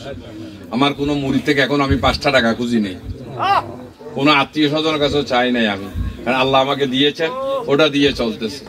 এমন এটা দিনই প্রতিষ্ঠান, কিন্তু আমার মতো পীর সাহেব বলেন, আলেম বলেন, মাদ্রাসা দোহাই দিয়ে লাখ লাখ টাকা হাতায় নিচ্ছে, ঠিক না বেঠি? আমার এটা এই আশা, এই চিন্তা আমার মধ্যে নাই। আর আমি একটা জিনিস পেয়ে লাভবান হয়েছি, তাই সেই জন্য দেশে দেশে ঘুরতেছে, আর কিছু নয়। আপনারা একটু দেশ করে দেখেন না কোনো মজা আছে কি, এই উদ্দেশ্যে কিন্তু আপনাদের দেশে আসা। নাহলে বেড়ানোর জন্য এই বৈরব না, বেড়ানোর জন্য আমাদের চিটাঙ্গাই বেস্ট। রাঙ্গামাটি বৈরব আছে, কথা বলেন না? বান্দরবান বৈরব আছে, খাগড়াছড়ি বৈরব আছে, কক্সবাজার বৈরব আছে। বৈরবের মানুষ কক্সবাজার যায় না। আপনারা যাচ্ছেন আমাদের, আমি কোন দুঃখে দেশে আসতাম, বেড়াইতে এসেছি না, একটা ইমানই দাওয়াত নিয়ে। আমরা যে দীর্ঘদিন একটা কলমাকে মুখে রেখেছি, আমার ডাক্তার শেষকালে বলেছিল যে আমরা একটা কলমাটা পড়েছি, কলমার মধ্যে কি আছে। একটা বাতি, তার মধ্যে যদি এত পাওয়ারের আলো থাকতে পারে, একটা মাইকের স্পিকারের মধ্যে, বাক্সের মধ্যে যদি কথা বলার শক্তি থাকতে পারে, একটা মোবাইলে যদি পৃথিবীর এই প্রান্ত থেকে ওই প্রান্তে কথা বলার ক্ষমতা রাখে, একটা ঘড়ি যদি সময় নির্ধারণ করে দেওয়ার ক্ষমতা রাখে, তাহলে কলমার মধ্যে কি কিছু না? What is this? ওই জিনিসটা কি? চলুন সবাই মিলে ওয়াজ না, আলোচনার মধ্য দিয়ে, পরস্পর মতান্তরের মধ্য দিয়ে আমরা একটা জিনিস সিদ্ধান্ত নিই, এটা আমাদের দরকার আছে কি। তাই বুঝাচ্ছিলাম বাজি, কলমার ভিতরে যে একটা ঈমান শক্তি লুকায়িত আছে, চলুন কোন প্রসেসে গেলে আমরা সেটা বের করে নিতে পারবো। কেমন? ওটা লুকায়িত আছে কলমার ভিতরে, কিন্তু এভাবে পাওয়া যাবে না যেমন ঘি লুকায়িত আছে দুধের ভিতরে। কথা সত্য না? আমরা যখন দুধ খাই তখন যদি বলি ঘি খাই, কথাটা সত্য হবে? ঘি এবং দুধ হলো ভিন্ন একটা জিনিস, কিন্তু ঘিটা লুকায়িত আছে কিসের ভিতরে? দুধের ভিতরে। দুধের কেজি 60 টাকা, ঘিয়ের কেজি 1200 টাকা। 800 টাকা দিলে বেজাল দিবি। এখানে কত সস্তা হতে পারে, আমার সিটাকে জীবনও দিত না বাজি। তাহলে একটা দুধের ভিতরে ঘি আছে, এটা যদি নিতে হয় প্রথমে দুধটাকে গরম করতে হবে প্রচুর পরিমাণে। গরম দিতে দিতে সেখানে একটা স্বর বসে, স্বর। এই স্বর বলো তো এখানে আমরা সানা বলি।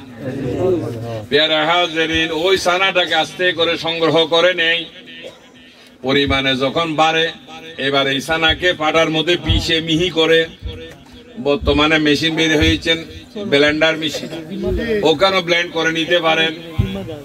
যখন এইভাবে মিশে পিষে এটা আস্তে আস্তে মিহি হতে হতে এক সময় এটা মাখনে পরিণত হয়।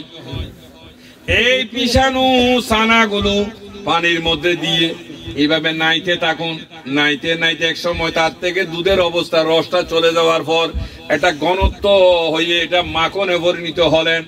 যখন এটাকে নাইতে নাইতে দুধের সাদা কালার যখন আর বের হতেছে না, এবার এই মাখনটাকে নিয়ে একটা ডেকসিতে ছোট্ট করে আগুন দিয়ে বসাই দেন। যখন আগুনে তাবে গলবে মাখন, বের হইতেছে ঘি। ঠিক না বেঠে? ও পেয়ারা হাজেরিন, দুধের মধ্যে যদি এত দামি ঘি লুকায়িত থাকে, সেটা পাইতে গেলে যেমন একটা প্রসেস লাগবে, একটা সিস্টেম লাগে। তাই কলমার মধ্যে এমন একটা শক্তি লুকায়িত আছে, যেই শক্তি দিয়ে আল্লাহ পর্যন্ত আপনি পৌঁছতে পারবেন। তবে সেটা মুখে রাখলে হবে, এটার একটা প্রসেস বা সিস্টেম আছে। চলুন আমার রাসূল কিভাবে মানুষের কাছে সেটা পৌঁছাইলেন। যখন এইভাবে আল্লাহ রাসূল যখন ধর্ম প্রচারের শুরুর আগেই হযরত আবু বকর রাদিয়াল্লাহু তাআলা আনহু ব্যবসার উদ্দেশ্যে সিরিয়ায় গিয়েছিলেন। কোন জায়গায়? কথা বলবেন, কারণ ঘুমের টাইম। এখন কথা বলে ঘুমটা চলে যাবে, তাহলে বিরিয়ানিটা যদি বাঁচি যায় এরা আমাকে গালি দিবে। মহব্বত করে কথাগুলো শুনবেন, কেমন? এই হযরত আবু বকর, আজকে এই দেশের অনেক ছেলেরা বিদেশ যায় নাই, কি জন্য? টাকার জন্য। আবু বকর রাদিয়াল্লাহু তাআলা আনহু বয়স 70। কত বছর? এই বয়সে উনি বিদেশ করতেছেন অধিক টাকার জন্য, শান্তি টাকার জন্য। 70 বয়সেও উনার মা বাবা আছেন। এইভাবে উনি ব্যবসার উদ্দেশ্যে এক জায়গায় গিয়েছিলেন। ফেরার পথে এমন গরম, কেমন এত বেশি গরম সহ্য করতে না পেরে উনি একটা গির্জার সীমানার মধ্যে ঢুকে ছায়াদার একটা বেঞ্চের মধ্যে আরাম করতেছেন। গরম পড়তেছে, ছায়া নিচ্ছেন খেজুর গাছের একটা বেঞ্চের মধ্যে, বসার জায়গায় বসে কতক্ষণ পরে উনি জিমাইতে জিমাইতে এক সময় বেঞ্চের মধ্যে শুয়ে গেলেন। কে? আবু বকর। গির্জার পাদ্রী তার উপাসনার কাজ শেষ করে দরজায় দাঁড়িয়ে অবস্থা দেখতেছেন। হঠাৎ দেখলেন এক জায়গায় একজন মানুষ ঘুমাচ্ছেন। এই মানুষটাকে দেখে উনি চমকি উঠলেন। এই কে মানুষ? জীবনে বহু মানুষ দেখেছি, এমন মানুষ তার নজরে পড়ে নাই। এইভাবে উনি চিন্তা করতে করতে কোন মুহূর্তে এক সময় দরজা থেকে আস্তে আস্তে ঘুমন্ত মানুষটার উপর এমনি হয়ে তন্ময় হয়ে দেখতেছেন, এই মানুষটাকে কোথাও জানি একবার দেখেছি। খুঁজতেছেন, কোথায় দেখলাম এই মানুষটাকে, অনেক পরিচিতি মনে হচ্ছে। ওদিন আমি এক জায়গায় গেলাম, আমার একটা মাত্র মেয়ে আলহামদুলিল্লাহ মেডিকেল সায়েন্সের উপর লেখাপড়া করতেছে, অর্থাৎ ডাক্তারি সম্পূর্ণ করবে, দোয়া করবে যেন একজন ভালো ডাক্তার হয়। তার জন্য একটা প্রস্তাব আসলো, আমাকে লোকেশন দিলেন, আমি গেলাম। ছেলের বাবা ডাক্তার, ছেলে ডাক্তার, তো বাবার পাশাপাশি ডিসপেন্সারি আছে। তো আমি এখন তার কাছে তার সরাসরি যাইতে পারতেছি না। তখন আমি রুগী সেজে গেলাম, বললাম যে প্যারাসিটামল আছে। উনি আমাকে দেখেই চমকি উঠলেন, দেখলাম হাসি দিলেন একটা উনি আমাকে দেখে। আমি গেলাম একটা সাধারণ কাস্টমার হিসেবে, এক পাতা প্যারাসিটামল কত, ওই 10 টাকা। দেখলাম মানুষটা হাসতেছে। তখন আমাকে প্যারাসিটামল দেওয়ার সময় আমাকে জিজ্ঞেস করলো যে আপনাকে মনে হয় কোথাও দেখেছি, চিনা চিনা লাগতেছে। আমার বাড়ি কোন জায়গায়, আপনার বাড়ি কোন জায়গায়, আপনি আমাকে কিভাবে দেখবেন? হয় না, মনে হচ্ছে শহরে কোথাও দেখেছি। কেমন? তখন আমি বললাম যে না, তো আচ্ছা যাচ্ছেন কোথায়? আমি বললাম এখানে মুন্সেফ বাজার। ও মানে বুঝছে আমি। কেমন? আমি কি উদ্দেশ্য ওনার কাছে গেছি, আসলে আমার ট্যাবলেটের দরকার নাই, তার দরকার। তিনি বুঝলেন। আবু বকর রাদিয়াল্লাহু তাআলা আনহু এইভাবে তাকাই আছেন, মনে হয় মানুষটাকে কোথাও দেখেছি। সুবহানাল্লাহ বলেন। এই অবস্থায় হঠাৎ সাইয়েদনা আবু বকর রাদিয়াল্লাহু তাআলা আনহুর ঘুম মুবারক ভেঙে গেলেন। চোখ খুলে দেখতেছেন ওনার উপর ফাদরি, গির্জার ফাদরি এভাবে তাকিয়ে আছেন। উনি তাড়াতাড়ি সম্মান করে দাঁড়িয়ে গেলেন। উনি বলে আপনি বসুন, বসুন। তো জিজ্ঞেস করলেন, জনাব আপনার বাড়িটা কোন জায়গায়? জাহাপনা আরবের মক্কা নগরে। ওই ফাদরি একটা আনন্দের ঝিলিক মারলেন চেহারায়। জিজ্ঞেস করলেন আপনার বংশ কি? বললেন কুরাইশ। আরো আনন্দিত হয়ে গেলেন। যখন জিজ্ঞেস করলেন আপনার নাম কি? বললেন আবু বকর। কি জানার আপনাদেরকে বলছিলাম কি? না, আমার তরিকতের ইতিহাস আছে। বাচ্চাদের মধ্যে সর্বপ্রথম হযরত ইউসুফ রুয়াইশ তরিকত প্রচার করেছিল এই ধরনের বাচ্চাদের ভিতরে। নাম ছিলেন হযরত ইউসুফ রুয়াইশ। এত সুন্দর ছিলেন যা বলার মতো না। যাকে দেখার জন্য আল্লাহ ইউসুফ আলাইহিস সালামকে পাঠিয়েছিলেন স্বপ্নে। সুবহানাল্লাহ। এত সুন্দর যা ওদিকে যাচ্ছি না। এই জন্য ওনার তরিকতের প্রথম মিশন ছিল ছোট ছোট বাচ্চারা। কেমন? জিজ্ঞেস করেছিলেন এই বাচ্চাদেরকে কেন রাখলেন?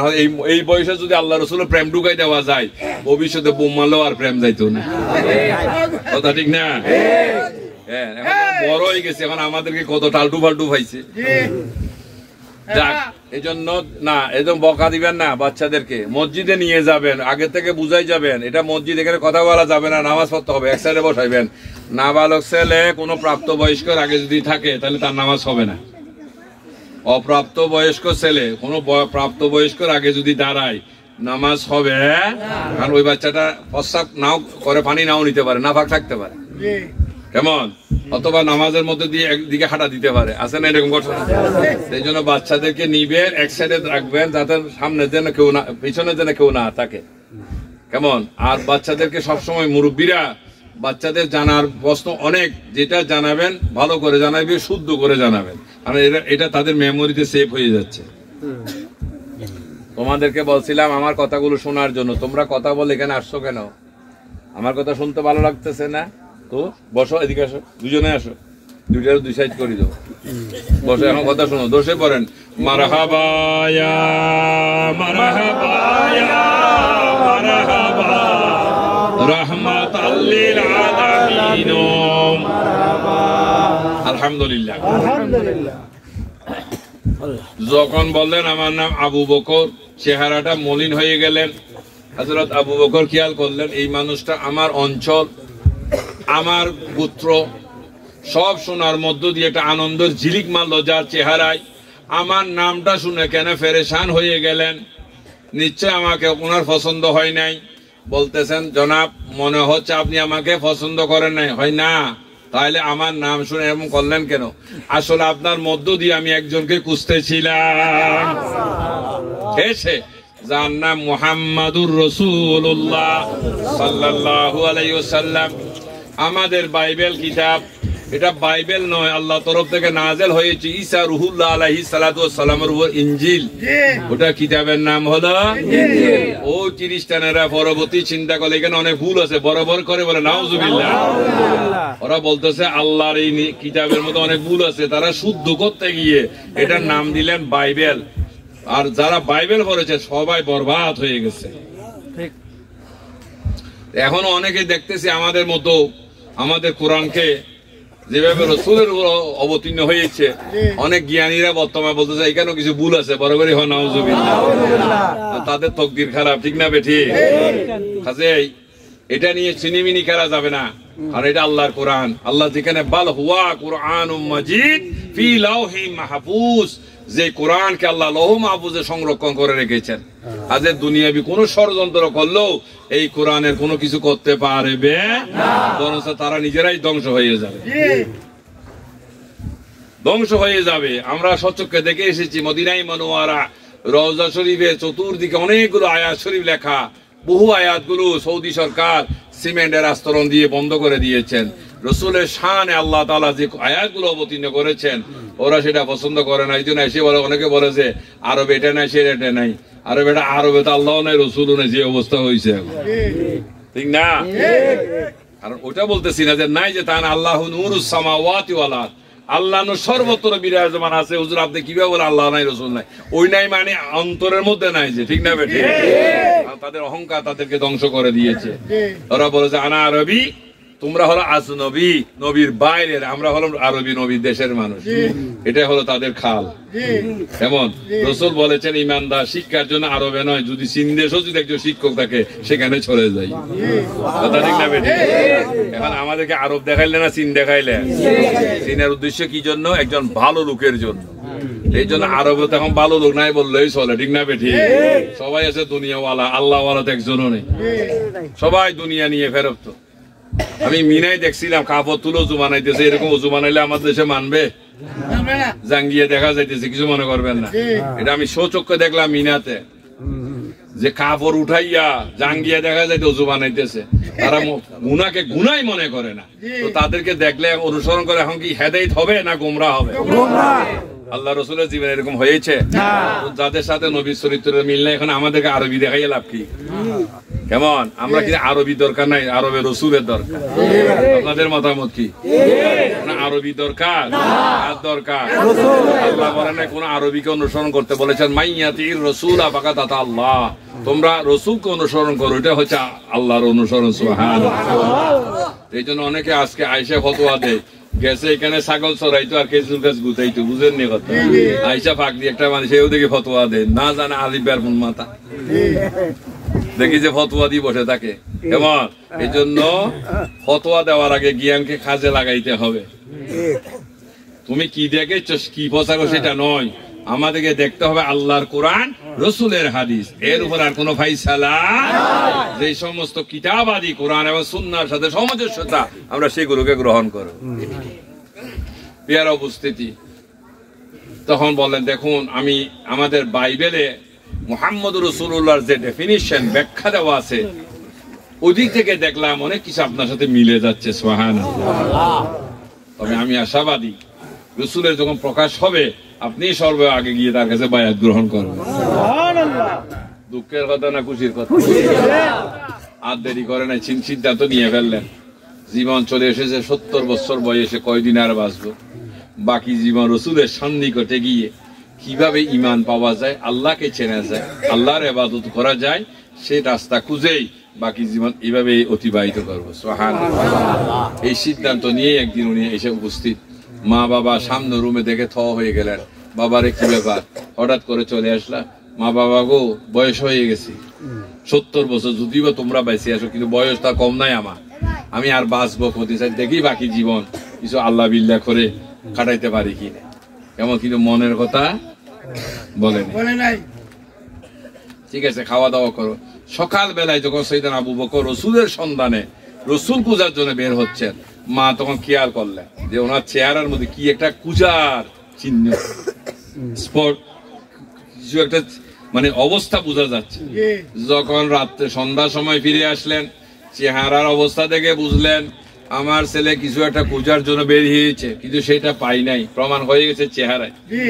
একদিন গেল, 2 দিন গেল, 3 দিন গেল, মা কিন্তু খেয়াল করেছেন সকালে যাওয়ার সময়, সন্ধ্যায় ফেরার সময়, 4র্থ দিন যাওয়ার সময় ডাক দিলেন, আবু বকর থামো, বাসারে আজকে 3 দিন যাব, দেখলাম তোমাকে মনে হচ্ছে সকালবেলা যাওয়ার সময় কি একটা আনন্দ নিয়ে বের হও, কি একটা পূজার জন্য যাচ্ছ, যেন পেয়ে যাবে, যখন বিকালে বা সন্ধ্যায় ঘরে ফিরে আসো তোমার চেহারা দেখে মার মন তখন মানে না, নিশ্চয় আমার ছেলে যেই জন্য গিয়েছিল সেটা খুঁজে পাই নাই, এমন করে আমার সন্তান কি খুঁজতেছে।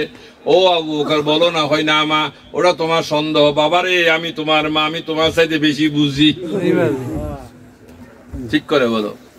তখন বললেন মা রসুলের সন্ধানে। বাবা এই কথা তো জীবনও শুনি নাই, রসুল মানে এটা কি? মা ডাক্তার বুঝনি, হেকিম বুঝনি, বুঝি কি যারা রোগের চিকিৎসা করে। মা রসুল মানে তিনি যিনি কলবের চিকিৎসা। আল্লাহ বলেছেন ফি কুলুবিহিম মারাদুন ফাযাদাকুমুল্লাহু মারাদা ওয়ালাহুম আযাবুন আলীম। তোমাদের কলবগুলো রোগে ধরেছে, অতঃপর আমি আল্লাহ আরো বাড়াই দিলাম এবং তোমাদের জন্য রয়েছে ভয়ঙ্কর শাস্তি। আজকে ছোট্ট একটা বিসি বাচ্চা হলে যদি সেটা যত্ন না নেন, চুলকাইতে বড় ঘা হবে, একসময় ক্যান্সার হয়ে যাবে, ঠিক না? আল্লাহ বলতেছেন যাদের অন্তরগুলো রোগা ধরেছে, শয়তান ঢুকে গেছে, যেই শয়তান রাত দিন তোমাকে কুমন্ত্রণা দিয়ে দুনিয়ার রঙের মধ্যে ঢুকাইলেন, কারো মোবাইল চুরি করার জন্য উৎসাহ দিলেন, কারোর ভিন্ন নারী, কারো স্ত্রীর প্রতি আকর্ষণ করে দিলেন, কারো জমির দিকে আপনার লোভ লাগাই দিলেন, কারোকে সুদের বাজারে ঢুকাইলেন, কেউ শরাবের বাজারে, কেউ জুয়ার বাজারে। এইটার নাম ইমান হতে, এটা এটার জন্য ইমান আনি নাই। যখন এগুলো কলমা পড়ার পর এগুলো করতেছি, বোঝা যাচ্ছে বাতিটা ফিউজ ছিল, যার জন্য ঘর আলোকিত হয় না। এই জন্য বলেছিলেন কলমা কয়টা? দুইটা, একটা শয়তানি কলমা আর একটা হলো তাকওয়ার কলমা, ইমানের কলমা। বাতি দুইটা, একটা ভালো আর একটা হলো ফিউজ বাতি লাগাইয়া আজীবন চেষ্টা করুন, বসে থাকুন, ঘর আলোকিত হবে না। তাই শয়তানি কলমা যদি পড়েন জীবনও মুমিন হতে পারবে। এই জন্য শয়তানি কলমা কি? যে কলমা পড়ার পর আপনার মধ্যে লোভ লালসা, পরশ্রী কাতরতা, কাম ক্রোধ লোভ মোহ মত মাৎসর্য, 6টা রিপু শিকার। যুবক একজন যুবতীর পেছনে দৌড়তেছেন, কেমন প্রবীণ দৌড়তেছেন সম্পদের পেছনে।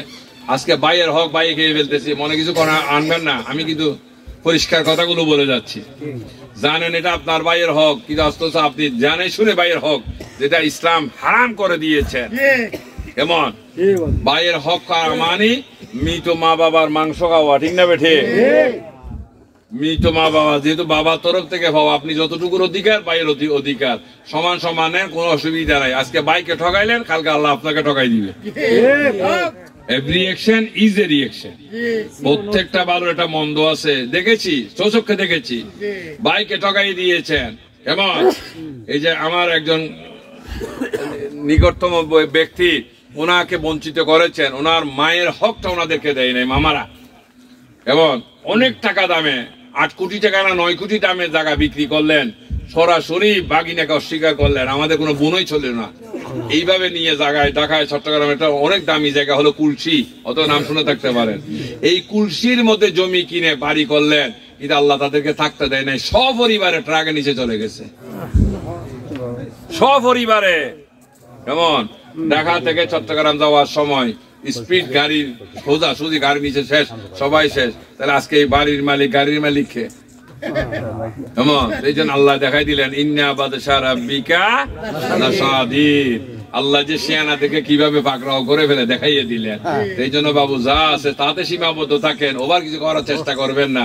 বেশি নিয়ে খাইতে না পারলে কোন দরকার আছে নেওয়ার? আমার এক বাতিজি, আমার বড় ভাইয়ের মেয়ে, আমরা বড় একটা বিরাট যৌথ পরিবার, এক ডেকে রান্না করে আমাদের খাওয়া।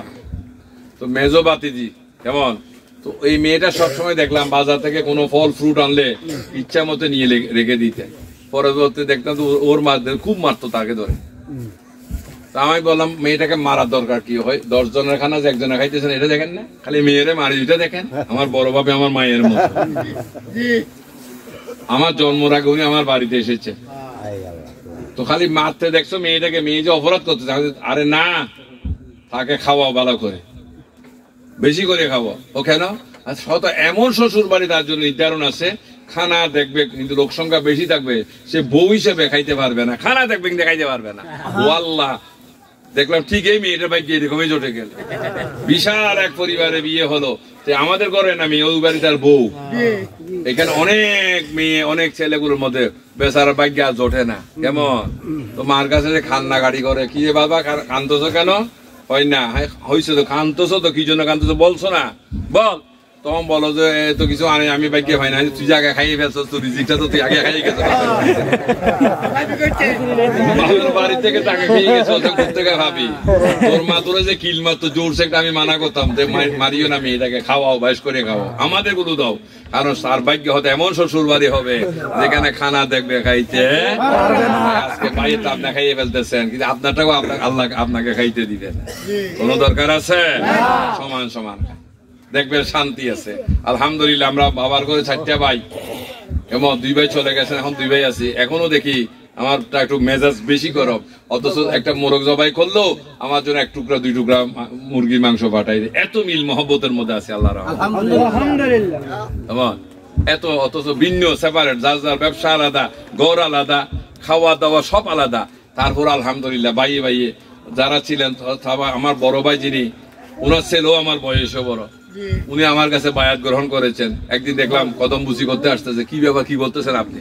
হয় তুমি আমার ছোট ভাই, আমি তোমাকে কদম বুঝি করতেছি না, তো আমি আমার মোর্শেদকে কদম বুঝি। উনি আমার কাছে আমার বাবার কাছে বায়াত হতে পারেন নাই, যাই জামেলার কারণে পরে আমার কাছ থেকে তরিকত দীক্ষা নিয়েছেন। মেজো ভাইটাও যদিও বা তরিকা গ্রহণ করে নাই, কিন্তু এত বেশি আন্তরিক ছিল, এত ইল মোহাব্বত, কয়দিন পর পরে ফোন করে, উনি আরেকটা বাড়িতে থাকতেন, সবসময় এটা যোগাযোগ। আমরা এখান থেকে কিছু ওখানে পাঠাই, এখান থেকে এখানে পাঠাই, এখানে এখন বর্তমান 2 ভাই আছি, এত আন্তরিকতা, আলহামদুলিল্লাহ। দোয়া করবেন, 2 জন আছি, আর 2 জনের জন্য এই অবস্থায় চলে যাইতে পারে দুনিয়া থেকে। তো বুঝাচ্ছিলাম যে একটা শয়তান রিপু আপনার অন্তরে, আমার অন্তরে প্রবেশ করে রাত দিন আমাদেরকে এইভাবে বরবাদ করার চেষ্টা করতেছে। তা আমরা যদি তাদের কথাগুলো শুনি, আমরা জীবনেও মুসলমান হতে, ধরো মহিলা কাপড় দিয়ে কোনো ভালো পরিবেশে যাওয়া যাবে? এটা যেমন সত্য, অন্তরে মহিলা রেখে আল্লাহ পাওয়ার কোন ব্যবস্থা, এই জন্য অন্তরের পরিশুদ্ধতা আনতে হবে। তো আল্লাহ বলেছেন, ফি কুলুবিহিম মারাদুন ফাযাদাকুমুল্লাহু মারাদা ওয়ালাহুম আযাবুন আলীম। তোমাদের অন্তরগুলো, বাবু একটু সাউন্ড বাড়াও, তোমাদের অন্তরগুলো রোগাগ্রস্ত, অতঃপর ওই বেদি আমি আরো বাড়িয়ে দিয়েছি, এবং তোমাদের জন্য রয়েছে ভয়ঙ্কর শাস্তি। এই জন্য আল্লাহ রসুল পাঠিয়েছিলেন কলবের রোগ সারাই দিতে। যাক, এইভাবে তখন বললেন মা ডাক্তার চিকিৎসা করে, এটা শুধু পুরুষের নয়, মেয়েরও যারা রোগী হয় তাদের চিকিৎসা যেমন ডাক্তারে করে। এই যে বাবুরা, তোমরা আগামীতে কোথাও যদি এরকম সাউন্ড বক্স নিয়ে তো উঁচা করে বসাইবা, বুঝনি? তোমরা তোমাদের এখানে আর আমরা সারা বাংলাদেশে, বুঝনি? না থাক থাক, বুঝো, অনেক কিছু বাকি আছে। যে বয়স, এই বয়সে বাবু যাক রিজিকের ব্যবস্থা আজকে আসছেন, কারণ এই বয়সে তো তার কলম থাকার কথা ছিল, কলেজে ছাত্র বা ইউনিভার্সিটি ছাত্র হওয়ার কথা ছিল, আজকে যখন মাইক গুতাইতেছে, এই জন্য কিন্তু কতগুলো জিনিস শিকার বিষয় আছে, বুঝছো? যাক, তো এই সাউন্ড বক্স দিলেও উচ্চা করে দিবা, কারণ এখানে অনেক সময় তা আছে, আওয়াজটা ধ্বনিটা নিচের দিকে চলে যাচ্ছে, মাটি টেনে ফেলতেছে। অতএব সামনে থেকে এরকম সাউন্ড বক্স নিয়ে গেলে তোমরা এইভাবে স্টিলের বা কিছু বেঞ্চ বানাই নিবা, ফোল্ডিং বর্ডার যাই শিখাই দিই, অসুবিধা। আর যেহেতু আমাদের তো অভিজ্ঞতা আছে, কারণ আমি 41 বছর ওয়াজ করতেছি আলহামদুলিল্লাহ। কত বছর? তার জন্ম তো হয়নি 41 বছর, এই কোত্থেকে জানি। আমাদের অভিজ্ঞতা যেটা, কেমন, যেহেতু তারা মেশিন চালায় অভিজ্ঞতা, আর আমরা মেশিন বানাই অভিজ্ঞতা। আমার কাছে অনেকগুলো মেশিন আছে, একটা দুইটা না, অনেক মেশিন, এরকম মেশিন। আর মেশিন যিনি বানাই ইনি আমার মুরিদ, ওই যে জসিম মেশিন তৈরি করে, এর আমার মুরিদ। তো তাদের কাছ থেকে আমরা অনেক কিছু বুঝি, তো শিখি। এই জন্য এই অভিজ্ঞতার আলোকে বলতেছি যে সামনে থেকে তুমি একটা ফোল্ডিং কিছু বানাই নিবা, কাঠের হোক স্টিলের হোক, কেমন? কারণ স্টিল হলো দীর্ঘস্থায়ী, কারণ এটাতে পুঁজি বেশ লাগে, কিন্তু আর সময় নষ্ট হওয়ার সম্ভাবনা নাই। তা আমরা তো বাঙালি বেশি চালাক, কম খরচ দিয়ে কাম করার চেষ্টা করি, পরে দেখা যায় কয়দিন পরেই নষ্ট হয়ে গেছে। তো পয়সা বেশি খরচ করে ভালো জিনিস বানাইলে আজীবন সুখ। তো এইভাবে আগামীতে যাতে বেঞ্চের উপর বসাইবে, আওয়াজটা সরাই যাবে, কারণ সাউন্ড বক্স এগুলো শব্দগুলো মাটিও টেনে নেয়, যেমন ব্যাটারি মাটিতে বসাইলে চার্জটা মাটিয়ে টেনে ফেলে। দিতে হয় না, রাত হয়ে গেছে, দিয়ে ফেলতে হয়। এই পুরুষের জন্য প্রস্তুত নিতে হয়। আমার এই কথা দিয়ে আমি শেষ করে দিচ্ছি। তো কথাগুলো আলহামদুলিল্লাহ শুধু মেমোরিতে সেভ করবেন, পরবর্তী চিন্তা করবেন এই কথার দরকার আছে কি। ইমানটা কিসে যে বুঝাচ্ছিলাম, তখন মাকে বুঝাইলেন, মা যিনি রুগী তার জন্য কিন্তু ডাক্তার, সে নারীও হতে পারে, যে যারা ইমানের খেয়াল করবে তার জন্য কিন্তু রসুলের দরকার। সুবহানাল্লাহ। সে নারীও হতে পারে, পুরুষও হতে পারে। তাহলে বাবা আমারও রসুলের দরকার আছে। মাকে মা জিজ্ঞেস করে, হ্যাঁ তাহলে তুমি রসুলের সন্তান পেলে আমাকেও সংবাদ দিবে। সুবহানাল্লাহ। বের হয়ে গেল। যেখানে মানুষ কয়েকজন কথা বলে আস্তে করে কান লাগায়, এখানে নবীর কোন আলোচনা হচ্ছে কিনা, কয়েকজন মানুষ জটলা করলে সেখানে দৌড়াই যায়, যেহেতু পাগল হয়েছেন কার? ও পেয়ারা হাজারিন, এইভাবে উনি ঘুরতে ঘুরতে এক সময় পেয়ে গেলেন আর কেউ নয়, একই গোত্রের আব্দুল্লাহ ছেলে মুহাম্মদ, যিনি রসুল নামে প্রকাশ হয়েছেন। ছোটবেলা থেকে যাকে দেখেছি সবাই আলামিন বলতেন। কি বলতেন? সত্যবাদী। যখন মহাসত্য প্রকাশ করলেন তারা নিজেরাই বলেছেন আলামিন মানি সত্যবাদী। যখন মহাসত্য প্রকাশ করলেন সবার শত্রু হয়ে গেলেন, কেউ আর পছন্দ করে না। আবু বকর রাদিয়াল্লাহু তাআলা চিন্তা করলেন, যে অবস্থা এখন তো সরাসরি যাওয়া যাবে না, যেহেতু রসুল মানি সওদাগর, তার কাছে আল্লাহ পাওয়ার কোন ব্যবস্থা আছে? রাতের গভীরে পৌঁছে গেলে দরজা নক করলেন, কে? হুজুর আমি আবু বকর। দরজা খুললে, কি চাই? ও চাই মানে আপনি তো একজন সওদাগর হয়ে এসেছেন, তাই আমি কিছু পণ্যের জন্য এসেছি, তবে আমার পণ্যটা ডাল চিনির অবর নয়, ঈমান। ও আবু বকর আমি এসেছি এটা নিয়ে। সুবহানাল্লাহ। বসাইয়া বলো, বসো, আমার মুখে মুখে বলো লা ইলাহা ইল্লাল্লাহু মুহাম্মাদুর রাসূলুল্লাহ সাল্লাল্লাহু আলাইহি ওয়াসাল্লাম। মুখে মুখে বলো, কিন্তু পরে বলতেছেন আবু বকর তোমার এখানে কোন অনুভূতি হচ্ছে কিনা? ইয়া রাসূলুল্লাহ হইতেছে, বড়ই ওজন মনে হইতেছে। ইয়া রাসূলুল্লাহ মনে হচ্ছে এই জন্যই আমার জন্ম হয়েছে। একটু খেয়াল করুন, আজকে কথা বলছেন কিন্তু অন্তর অথচ বলতেছে এখানে অনুভব হচ্ছে। তাহলে সেটা কি ছিল? একজন ছেলে যদি বাবাকে ডাকতেছে বাবা, ও বাবা, শব্দ বাবার কানে শুনে সাথে সাথে ব্রেইনে যায়, এইখান থেকে চিন্তা করে সাথে সাথে শব্দকে পাঠায় কোন জায়গার অন্তরে, ওখানে মাপ হয়ে গেল মধু আছে না বিষ আছে। চিটাগার একটা গান আছে তো জানেন তো, কি হই কি খাওয়াইছে, ঠিক আছে কেমন? তাহলে বোঝা যাচ্ছে মধু বলে কি খাওয়াই দেয়, বিষ খাওয়াই দেয়। এবার শুনুন, দেখুন ছেলে ডাকার সাথে সাথে বাবা শ্রবণ করেছেন কানে, শব্দটা চলে গেল ব্রেইনে, ওখান থেকে ট্রান্সফার করেছেন অন্তরে, ধ্যান দেন যখন তখন। ঠিক ওখানে ফাইসালা হয়ে গেল শব্দের মধ্যে কি প্রেম আছে, মধু আছে না বিষ। উত্তর দিলেন বাবা কি কি বাবা কি চাই। ঠিক আরেকটা বাজে বাবা, ও বাবা তোমার আমরা কি, এই শব্দ বাবা শুনে ব্রেনে গেলেন, ব্রেনে গেলে পাঠাইলেন, দেখলেন যে এখানে কি নাই, মধু নাই, কি আছে। বাবা উত্তর দিলেন শালার ভূত কেমনে করে রাখে। রাইট, কথা বলেন না? তাহলে যেমন প্রশ্ন তেমন উত্তর। এবার একটু চিন্তা কর, একটা ছেলে যদি শব্দ দিয়ে বাবাকে মধু দিতে পারে, একটা ছেলে যদি শব্দ দিয়ে বাবাকে বিষ দিতে পারে, তাহলে রাসূল কি কলমা শব্দ দিয়ে ঈমান ঢুকে দিতে পারে না? দিয়েছেন ঢুকায়। এই ঈমানটা পেয়েই আজকে ওনার জীবনের মধ্যে পরিবর্তন চলে আসতেছে।